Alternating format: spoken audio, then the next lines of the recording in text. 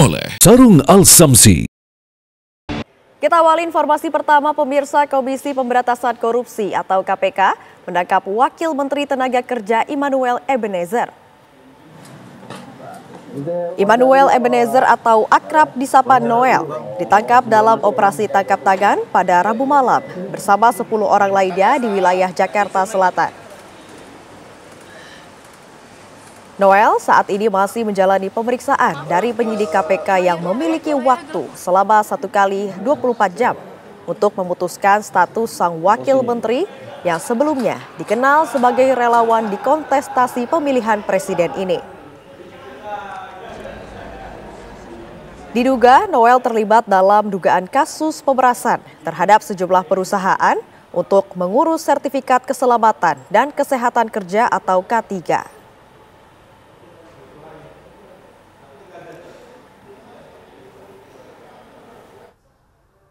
Informasi tersebut ada kegiatan di lapangan, saat ini teman-teman masih berproses, jadi kita sama-sama menunggu ya.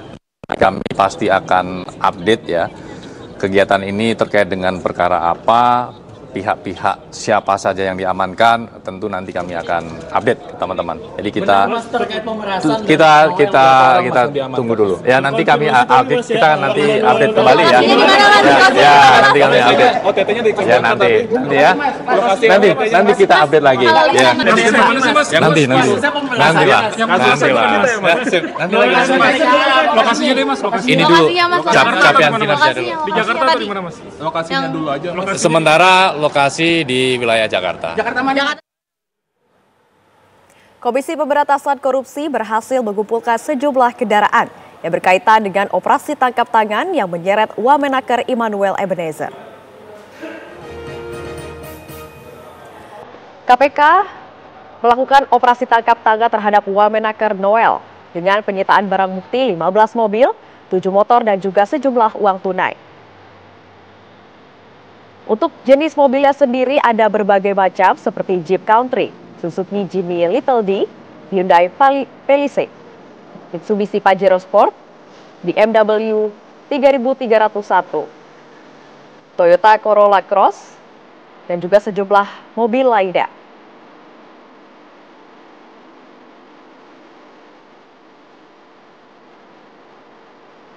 Kemudian ada juga jenis motor yang ditangkap sebagai barang bukti, yakni Ducati Street Fighter V45. Kemudian ada Vespa putih, Vespa silver, Ducati SP, dan juga sejumlah merek motor lainnya.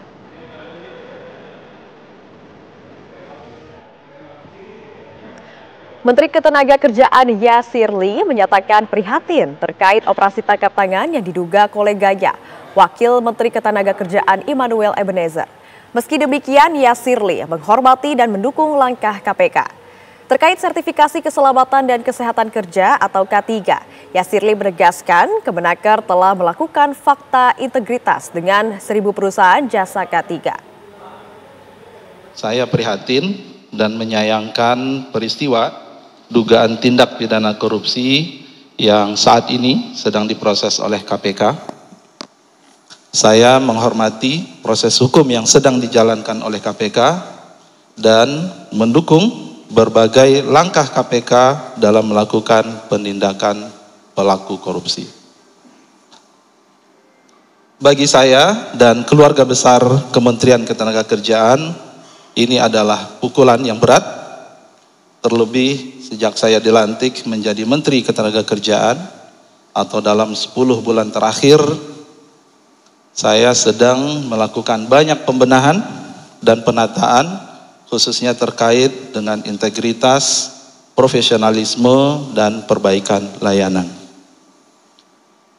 Sejalan dengan arahan Presiden bahwa tidak ada toleransi atas perilaku koruptif, maka saya sudah meminta pejabat beserta jajaran di Kemenaker untuk menandatangani fakta integritas dan siap dicopot apabila melakukan tindakan korupsi.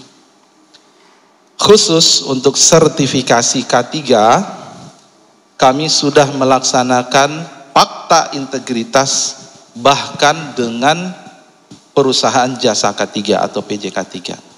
Dengan total hampir 1.000 perusahaan jasa K3 di Indonesia. Dan ini baru selesai sebenarnya. Dan untuk membuat komitmen supaya tidak ada praktik suap, pemerasan, dan atau gratifikasi. Kami juga meminta masyarakat untuk aktif melaporkan apabila masih ada praktek tersebut. Selain fakta integritas, saya juga telah merotasi pegawai yang sudah lebih 4 tahun pada posisinya, melakukan perbaikan proses layanan sehingga lebih transparan dan akuntabel, serta merevisi berbagai regulasi terkait pelayanan K3. Misalnya Permenaker nomor 33 tahun 2016, Permenaker nomor 5 tahun 2018, Permenaker 8 tahun 2020, dan Permenaker 4 tahun 1987 yang sudah selesai harmonisasi. Peristiwa ini harus dijadikan pembelajaran bersama, dan saya berharap ke depan tidak ada lagi insan di Kementerian Ketenagakerjaan yang terlibat praktik korupsi atau penyimpangan dalam bentuk apapun. Sekian, terima kasih. Pemirsa, untuk mengetahui informasi terbaru mengenai operasi tangkap tangan terhadap Wakil Menteri Ketenagakerjaan Immanuel Ebenezer atau Noel, kita sudah terhubung dengan reporter TV One ada Shena Damayana di gedung KPK. Selamat malam Shena, apa informasi terbaru yang Anda dapatkan malam ini di KPK terkait OTT hari ini? Silakan. Ya, selamat malam pemirsa. Memang terlihat situasi terkini di Gedung Merah Putih KPK tempat saya mengabarkan, di mana ini rekan-rekan media masih menunggu adanya pihak-pihak yang nantinya akan keluar. Mengingat pemirsa dari KPK sendiri baru saja tadi malam ini diingatkan kepada rekan media bahwa konferensi pers yang harusnya digelar pada malam hari ini akan diundur rencananya pada esok hari, tepatnya di tanggal 22 Agustus 2025 setelah Jumatan. Ini info yang diberikan oleh KPK tadi baru saja di malam hari. Tetapi saat ini rekan-rekan media sudah standby karena biasanya pemirsa dari kasus-kasus yang sebelumnya memang orang-orang atau pihak-pihak yang terjaring oleh OTT ini akan dikeluarkan melalui pintu yang ada di belakang saya. Jika kita mengingat kembali pemirsa, hari ini memang statement dari KPK atau statement resmi dari KPK yang memang benar-benar ditunggu pemirsa, mengingat statement dari beberapa pihak seperti Istana ini sudah dikeluarkan. Istana sudah menyatakan sikapnya melewati Mensesnek yaitu Prasetyo Hadi. Selain itu juga tadi ada Menaker yaitu Yasirli yang juga menyatakan statementnya terhadap kasus OTT yang terjadi. Ini sebenarnya tinggal hanya statement dari KPK saja pemirsa, yang kami pun masih mencoba untuk mencari tahu kapankah pastinya akan dijelaskan tentang OTT yang terjadi kepada Wamenaker yaitu Immanuel Ebenezer perihal dengan pemerasan perizinan K3 yang dimana ini masih diduga ya tentang keselamatan dan juga kesehatan kerja terhadap beberapa perusahaan. Dan tadi pemirsa memang di sore hari ini sempat ada barang bukti yang juga datangkan ke KPK yang seolah KPK ini menjadi showroom kendaraan mewah pemirsa. Ada beberapa motor gede seperti Ducati Diavel, tadi juga ada Ducati Multistrada yang didatangkan ke sini.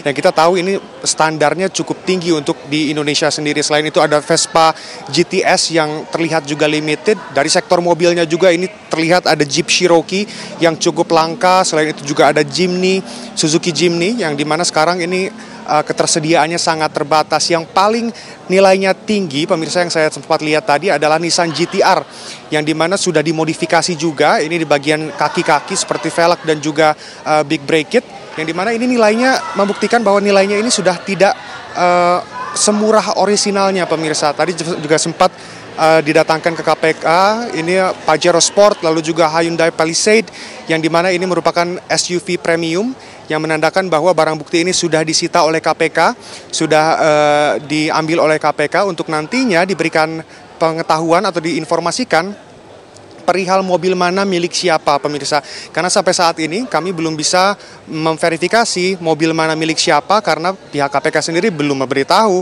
dan juga belum memberikan informasi perihal dengan spesifiknya kasus OTT yang dilakukan atau yang diberikan kepada Immanuel Ebenezer, yaitu Wamenaker. Pemirsa, kita lihat kembali pemirsa situasi terkini. Memang kami masih juga menunggu, pemirsa, rekan-rekan media masih menunggu keluarnya siapakah yang akan keluar dari pintu di belakang saya ini, mengingat belum ada kepastian pemirsa dari pihak KPK apakah yang keluar ini akan ada Immanuel Ebenezer. Mengingat pemirsa yang ditangkap atau yang dilakukan OTT ini adalah Immanuel Ebenezer bersama 10 atau belasan orang lainnya yang sampai saat ini belum diketahui perannya sebagai apa dan juga bagaimana kronologisnya. Yang jelas kami masih menunggu dan juga mencari tahu bagaimanakah pastinya dari press conference yang akan dilakukan oleh KPK. Demikian, kembali ke studio. Pemirsa, Menteri Sekretaris Negara Prasetyo Hadi menyatakan Presiden Prabowo Subianto telah menerima laporan mengenai Wamenaker Immanuel Ebenezer yang terjaring operasi tangkap tangan KPK. Presiden Prabowo Subianto menyatakan menghormati proses hukum KPK terhadap Wamenaker. Mensesnek menyatakan Wamenaker Immanuel Ebenezer merupakan salah satu bagian dari Kabinet Merah Putih yang sepak terjangnya terbilang bagus. Dapatkan kabar mengenai adanya kegiatan operasi tangkap tangan oleh Komisi Pemberantasan Korupsi. Tentu kami mewakili pemerintah tentu menyampaikan keprihatinan bahwa salah satu anggota Kabinet Merah Putih diinformasikan menjadi salah satu yang terkena proses operasi tersebut. Nah, tentu sebagaimana yang berkali-kali diingatkan oleh Bapak Presiden kepada kita semua bahwa kita perlu untuk terus berhati-hati. Semangat kita adalah semangat untuk tidak menyalahgunakan amanah yang diberikan kepada kita semua, dan oleh karena itulah kami menyatakan keprihatinan yang mendalam. Akan tetapi Bapak Presiden sudah mendapatkan laporan dan beliau menyampaikan bahwa itu ranah hukum. Beliau menghormati proses di KPK dan dipersilahkan untuk proses hukum itu dijalankan sebagaimana mestinya. Dan apabila nanti terbukti, maka akan secepatnya dilakukan pergantian. Secara kinerjanya sejauh ini, Bang Noel di Kemenaker gimana kalau dipantau oleh Presiden? Sebetulnya kalau kita monitor selama kurang lebih 10 bulan, kinerja di Kementerian Tenaga Kerja baik menteri maupun wakil menteri cukup masuk kategori cukup memuaskan, karena memang menyelesaikan banyak hal di tengah banyaknya permasalahan yang harus kita hadapi dan kita tangani. Wakil Ketua DPR yang juga merupakan Ketua Harian Partai Gerindra Sufmi Dasko Ahmad menanggapi perihal terjaringnya Immanuel Ebenezer dalam OTT KPK. Berikut tanggapan dari Sufmi Dasko. Pertama-tama kan memang belum ada pengumuman resmi dari KPK tentang status dari yang bersangkutan. Namun perlu ditegaskan di sini bahwa berkali-kali Presiden Prabowo menekankan bahwa Presiden tidak pandang bulu terhadap penegakan kasus-kasus korupsi, sehingga yang pasti Presiden tidak akan melindungi bila ada memang terbukti pembantu-pembantunya melakukan hal-hal perbuatan yang tidak terpuji. Demikian. Mantan pimpinan KPK M. Yasin menjelaskan operasi tangkap tangan Komisi Pemberantasan Korupsi dalam dialog operasi tangkap tangan KPK yang menjerat Wakil Menteri Ketenagakerjaan Immanuel Ebenezer di program Apa Kabar Indonesia Malam. Berikut cuplikannya. KPK sebelumnya pada periode yang saat ini ya sudah menyatakan ditambah apa betul ada tangkap tangan tuh. Ya ada, itu berarti ya proses tangkap tangannya itu adalah ada pihak yang disuap, yang ada menyuap, dan ada barang yang dipakai ini karena untuk kemudian menyuap. publik nampaknya juga perlu tahu Pak, konsep atau definisi dari operasi tangkap tangan yang dilakukan KPK itu seperti apa? Seperti itu, yaitu KPK mempunyai kewenangan untuk melakukan penyadapan dalam proses penyelidikan, penyidikan, dan penuntutan. Dan umumnya yang terkena itu justru di dalam proses yang awal tadi, proses penyelidikan, orang tidak berasa. Kalau sudah masuk di penyidikan, biasanya sudah tiarap, tidak akan menggunakan HP itu untuk komunikasi. Gitu. Nah, itu yang punya kewenangan itu yang diberikan oleh aturan perundangan adalah KPK. Tapi kalau penegak hukum lain mungkin berbeda ya, tidak seperti di KPK. Makanya KPK disebut dengan katakanlah itu law enforcement, itu yang mempunyai apa kelebihan kewenangan lah begitu, an extraordinary body lah begitu. Jadi dilaksanakan dengan cara-cara itu. Nah, kita tunggu. Pemirsa, Anda kembali menyaksikan kabar utama. Jenazah laki-laki yang ditemukan di area persawahan Desa Nagasari, Kabupaten Bekasi, Jawa Barat, ternyata kepala cabang pembantu sebuah bank BUMN di kawasan Cempaka Putih, Jakarta Pusat. Sehari sebelum jasadnya ditemukan, korban diculik sekelompok orang di sebuah parkiran minimarket.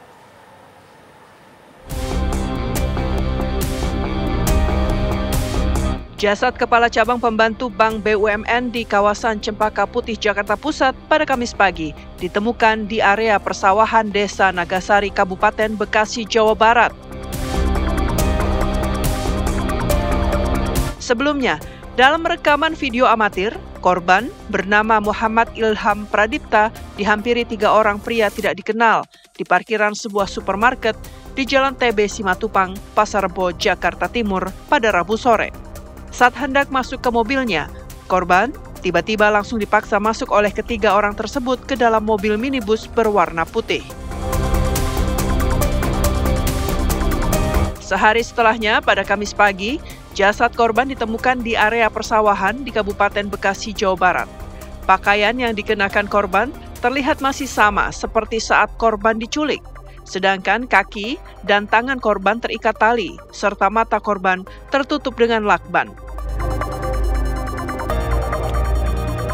Keluarga korban telah mengonfirmasi bahwa jenazah laki-laki yang ditemukan di area persawahan di Kabupaten Bekasi, Jawa Barat dipastikan adalah Muhammad Ilham Pradipta, kepala cabang pembantu Bank BUMN di wilayah Cempaka Putih, Jakarta Pusat. Awal ketahuannya itu ketika kakak saya, istri almarhum itu nelpon bahwa katanya almarhum itu diculik. Akhirnya kami konfirmasi, dapatlah CCTV yang benar gitu, almarhum itu diculik gitu. Jadi diculiknya itu di parkiran sebuah supermarket di daerah Pasar Rebo, Jakarta Selatan. Itu posisi sedang hujan dan posisi mobil penculiknya itu di sebelah mobil korban gitu. Itu memang diduganya dibuntuti atau gimana? Kami sih curiganya dibuntutin karena posisinya sebelah mobil korban. Saat kejadian itu kalau boleh tahu korban dalam kamar bersama rekan kerjanya atau sendiri seorang diri atau? Bersama dengan pimpinannya, cuman memang beda kendaraan, jadi masing-masing gitu. Pada saat korban ke parkiran, jadi masing-masing gitu, 2 mobil. Mbak, setahu keluarga, korban ini punya musuh nggak dalam waktu dekat ini atau seperti apa? Nggak ada sih Mas, jadi memang semua banyak yang bilang itu beliau itu orang baik gitu, orang yang sangat baik gitu. Jadi selama ini kita nggak pernah dengar beliau punya musuh atau punya nggak ada. Jenazah korban kini masih berada di Rumah Sakit Polri Kramat Jati untuk penyelidikan penyebab pasti kematian korban. Tim TV One mengabarkan. Ya pemirsa, lalu apa informasi terbaru mengenai penyelidikan atas tewasnya kepala cabang pembantu Bank BUMN ini? Kita sudah terhubung dengan reporter TV One Yunike Suwandi di Rumah Sakit Polri Kramat Jati, Jakarta Timur. Selamat malam Yunike, apa informasi terbaru mengenai jasad laki-laki ini? Silakan. Ya, selamat malam Felicia dan juga pemirsa TV One. Tadi pemirsa ini sudah dilakukan proses otopsi oleh korban yang berinisial MIP. Ini yang merupakan karyawan dari Bank BUMN. Tadi pemirsa sekitar pukul 7:30 dan jenazah tersebut langsung dibawa ke daerah Bojong Nangka, Bogor untuk segera dimakamkan yang rencananya akan dimakamkan pada malam hari ini. Namun terkait dengan hasil otopsi memang kami belum mendapatkan statement ataupun keterangan secara detail dari pihak rumah sakit. Dan namun informasi terakhir yang kami terima pemirsa bahwa tidak ada luka tusukan yang diterima oleh korban, namun korban ini mengalami banyak luka lebam di tubuhnya. Dan juga pemirsa mengingat bahwa kemarin ini telah ditemukan korban MIP di daerah Kabupaten Bekasi, di daerah persawahan daerah Kabupaten Bekasi dengan keadaan tangan dan kaki terikat serta mata yang terlilit lakban begitu, yang langsung dibawa ke Rumah Sakit Polri untuk segera dilakukan otopsi tadi pemirsa. Dan juga terkait dengan tersangka, ini 4 orang sudah dilakukan pemeriksaan, namun masih ada 1 orang lainnya yang sebagai eksekutor juga yang masih menjadi buron yang kabarnya kabur ke daerah Serang. Namun terkait dengan hal tersebut pemirsa kami tentu akan mengabarkan kepada Anda. Demikian Feli yang dapat kami sampaikan, kembali ke dari studio. Baik, terima kasih banyak Yudika atas laporan Anda. Selamat bertugas kembali. Pemirsa, residivis kasus pembunuhan dengan modus menjadi dukun penggandaan uang ditangkap polisi setelah diduga meracuni sepasang suami istri hingga tewas di Pemalang, Jawa Tengah.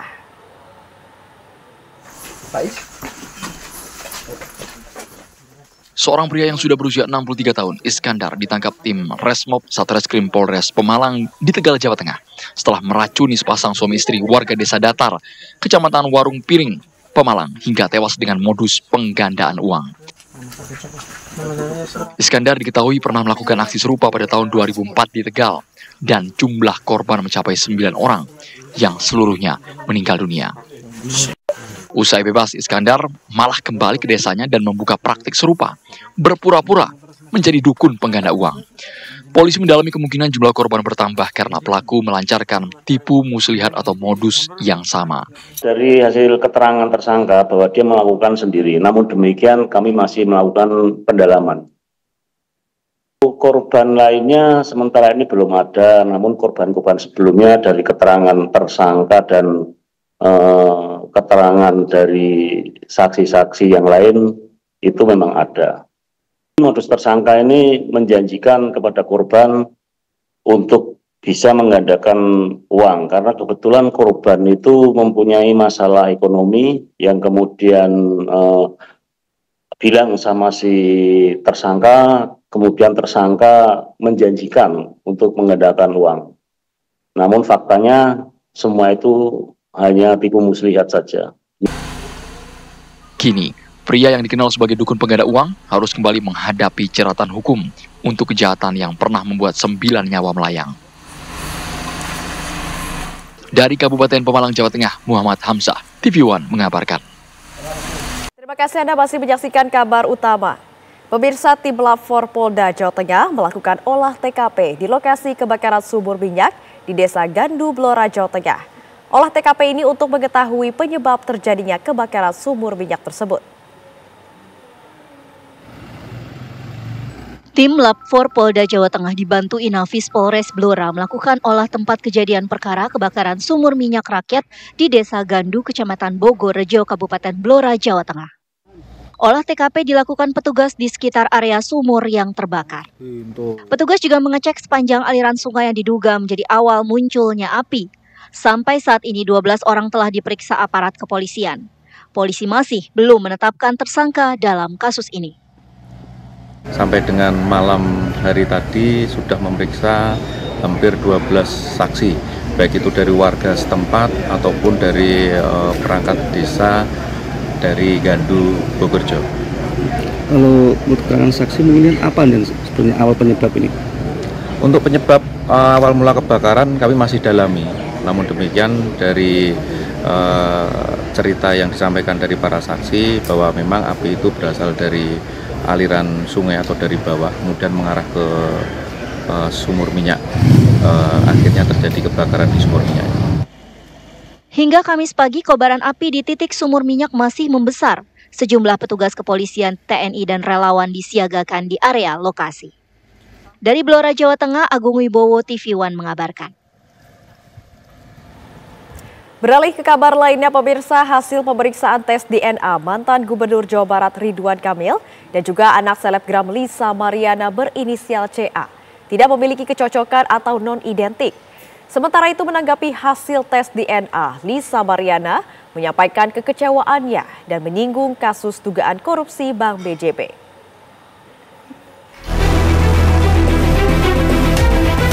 Bareskrim Polri mengumumkan hasil tes genetik atau DNA mantan Gubernur Jawa Barat Ridwan Kamil, Lisa Mariana, dan anak Lisa berinisial CA pada Rabu siang.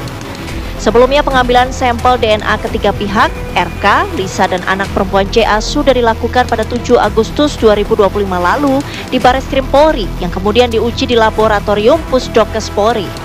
Bareskrim Polri menyatakan hasil tes DNA antara RK dan anak Lisa CA tidak memiliki kecocokan atau non-identik. Bahwa pada tanggal 20 Agustus 2025, yaitu hari ini, Biro Labdokes Pusdokes Polri telah menyerahkan hasil pemeriksaan DNA kepada penyidik dengan hasil bahwa saudara RK dan anak saudari LM berinisial CA tidak memiliki kecocokan DNA atau non-identik. Bahwa berdasarkan hasil tes DNA tersebut, penyidik akan melakukan langkah-langkah selanjutnya untuk memberikan kepastian hukum terkait dengan perkara ini. Saat mendengar hasil tes DNA Ridwan Kamil dengan anaknya, Lisa Mariana menyampaikan kekecewaan dan menyinggung kasus dugaan korupsi Bank BJB. Sebelumnya permohonan tes DNA dilayangkan pihak RK untuk menguji kebenaran asal-usul dan membuktikan secara ilmiah hubungan antara RK, Lisa, dan CA. Lantas upaya apa yang akan dilakukan oleh Lisa Mariana selanjutnya?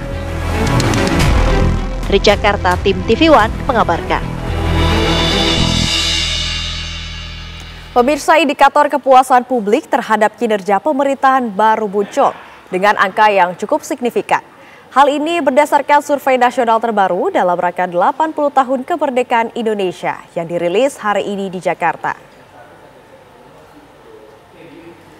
Hasil survei nasional terbaru Indonesian Social Survey, Presiden Prabowo Subianto mendapatkan kepercayaan tinggi dari masyarakat saat ini hingga mencapai angka 78%. Data ini mengemuka dalam diskusi publik dengan judul Hasil Survei Nasional 80 Tahun Kemerdekaan Indonesia yang digelar di Aon Hotel Jakarta Pusat. Berbagai faktor mempengaruhi angka kepuasan ini. Kinerja Presiden dan Wakil Presiden sebagai satu kesatuan serta reputasi dari pemimpin sebelumnya menjadi modal awal yang positif di pemerintahan Prabowo. Kalau kita baca datanya secara umum, memang Prabowo sebagai individu gitu ya, itu memang dipercaya dan didukung oleh banyak masyarakat sih. Jadi mungkin terlepas dari, mungkin ya dugaan saya ya, terlepas dari ada bantuan sosial atau enggak, masyarakat itu percaya sih bahwa atau seperti memberikan harapan gitu ya, masyarakat merasa bahwa Prabowo bisa memberikan harapan bahwa kita akan menuju ke arah yang lebih baik lagi gitu ya. Itu kenapa jadinya masyarakat puas sama apa yang sudah dilakukan pemerintah selama ini. 4 institusi negara yang paling dipercaya itu adalah pertama presiden, lalu yang kedua wakil presidennya gitu ya, kemudian baru menteri dan kemudian TNI Polri gitu ya. Nah kalau kita lihat ini berarti memang kalau saya membaca seperti ini, itu berarti memang 78% kepuasan terhadap Prabowo saat ini, kinerja Prabowo saat ini, sebagiannya mungkin dipengaruhi oleh Wapres Gibran, gitu ya. Karena memang itu tadi di analisis yang terakhir itu memprediksi secara signifikan seberapa puas atau tidak puas orang terhadap kinerja pemerintahan Prabowo gitu ya. Jadi ada kayak semacam mungkin istilahnya itu transferring effect gitu ya. Yang kalau presiden-presiden sebelumnya di awal itu paling berapa sih kepuasannya? 50-an, 60-an%, ya kan? Tapi kalau Prabowo langsung 78%. Ya ada kan? Faktor Jokowi nggak? Iya, itu yang mau saya sampaikan. Itu berarti ada transferring effect dari Jokowi sebelumnya, yang mana itu termanifestasi lewat Wapres. Pemirsa, beragam informasi penting telah kami rangkum untuk Anda dalam Kilas Kabar berikut ini.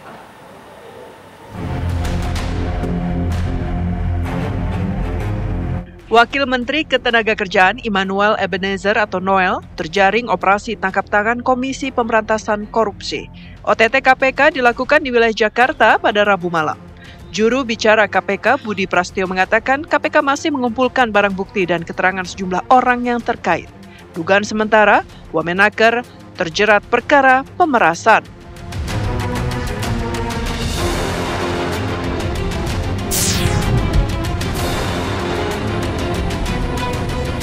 Jasad Kepala Kantor Cabang Perwakilan Bank BRI Muhammad Ilham Pradipta ditemukan di Kabupaten Bekasi, Jawa Barat. Saat ditemukan, mata, tangan, dan kaki korban dalam kondisi dilakban. Selain itu juga ditemukan luka lebam di bagian tubuh korban. 1 hari sebelumnya, Muhammad Ilham Pradipta dikabarkan diculik di wilayah Pasar Rebo, Jakarta Timur.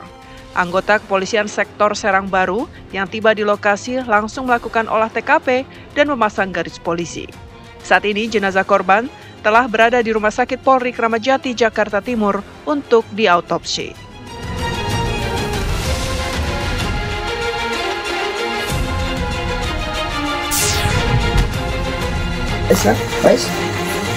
Residivis kasus pembunuhan dengan modus menjadi dukun penggandaan uang ditangkap polisi setelah diduga meracuni sepasang suami istri hingga tewas di Pemalang, Jawa Tengah. Polisi mendalami kemungkinan jumlah korban bertambah karena pelaku melancarkan tipu muslihat atau modus yang sama. Kini, pria yang dikenal sebagai dukun pengganda uang itu harus kembali menghadapi jeratan hukum untuk kejahatan yang pernah membuat 9 nyawa melayang. Tim TV One mengabarkan.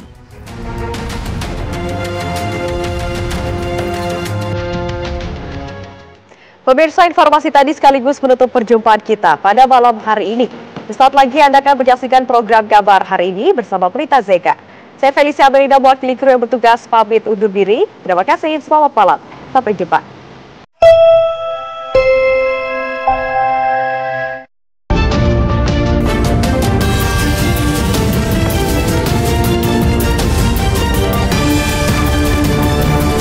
Didukung oleh Sarung Al Samsi,